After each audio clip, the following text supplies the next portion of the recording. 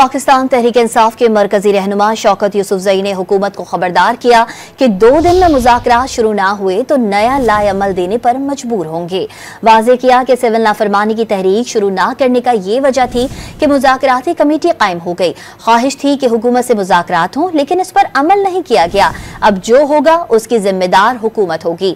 शौकत यूसुफजई के मुताबिक तहरीक इंसाफ की क़यादत ने खान साहब को मजबूर किया कि सिविल नाफरमानी तहरीक का बड़ा इक़दाम उठाने से कबल एक मौका दिया जाए। जो है वो बचकाना हरकतें छोड़े, पूरी मुज़ाकरात की तरफ राग़िब हो, क्योंकि 1-2 दिन ही है।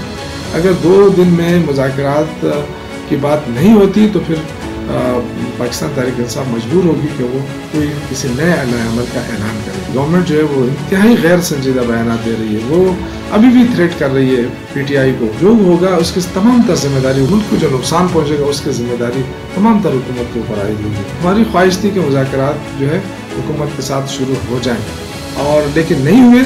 उसके बाद अब आइंदे का लाएअमल का ऐलान होगा, क्या कैसे सिविल नाफरमानी शुरू हो सकती है, सब कुछ का ऐलान अब इमरान खान